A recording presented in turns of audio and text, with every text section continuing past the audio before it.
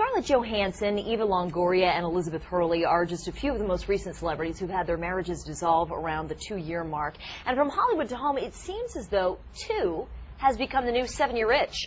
Joining us this morning to discuss why many couples don't last as long as it takes the ink to dry on the marriage certificate is Dr. Gloria Spitalny of Back Bay Counseling. She's actually a licensed Boston psychologist, a former Harvard Medical School instructor, and a relationship expert who has consulted with couples on relationship issues for 2 decades.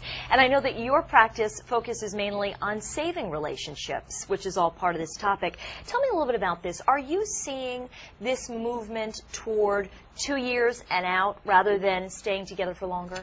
Absolutely. Statistics show that 50% of your viewers that are married will be divorced within 5 years. So this switch from 7-year duration to a 2-year duration of a marriage is very real and alarming to some extent. You know, when I think of a reason why someone would get out after 2 years, I think either maybe they got into a relationship too quickly, or they're looking at the fact that they don't have children yet and they're saying, well, we don't have kids, maybe we should get out before we do, or they're looking at their finances and saying the longer we stay together, the more we're going to have to divide. What in your experience is the basis behind breaking up after just 2 years? Well, the beginning years of marriage are very challenging, and let me tell you about one client, because I think he represents a typical client.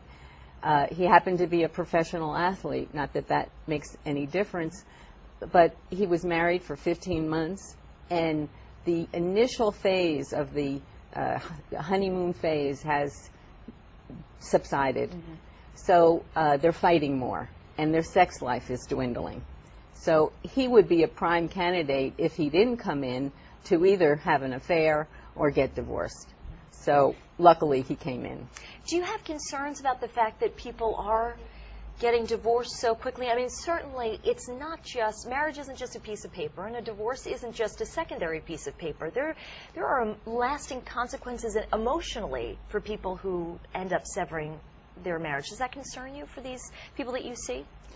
I believe that all people should do everything possible to avoid getting divorced, particularly when they're children.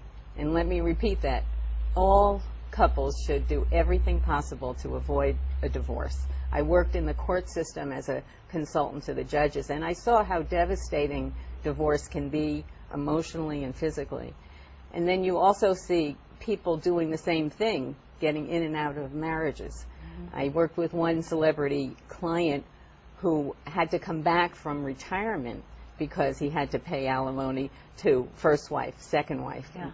He finally came in and said, I wish I would have come seen you 20 years ago. You know, what is it with that idea of going from marriage to marriage to marriage? I mean, why don't these guys just say, listen, I'm going to keep you around as my girlfriend? Why are they actually committing if they've had that experience in the past? Well, that's why I think if they came into counseling and learned some of the problems or their things that aren't working and learned how to fix it, they'd be better off. But it's probably the wife that brings them in or the girlfriend.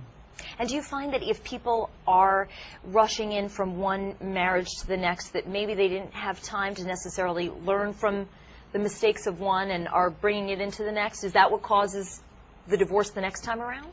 Absolutely. I think that the good news is that we're seeing a lot more clients come in for premarital counseling, so they're learning how to get prepared for marriage, and they're talking about all the important things of how to resolve differences when you disagree, how to improve their sex life, improve their communications. And so that is a good sign, basically, that couples are coming in sooner. Why is that so important to you, that couples enter into premarital counseling before they ever walk down the aisle? Well, they're more prepared then. I mean, marriage is not easy. You're going to have challenges, and so you want to be as prepared as you can. And if you've discussed all these issues, the shared values, the finances, the child rearing, then you're more ready for making that commitment. Is there any silver lining here? Are you seeing any positive trends in divorce rates right now? Are they going down at all? Are they holding the same? Well, there is some research that the first 18 months there's an increase in divorce. So I think that overall there might be a decrease long term because people are coming into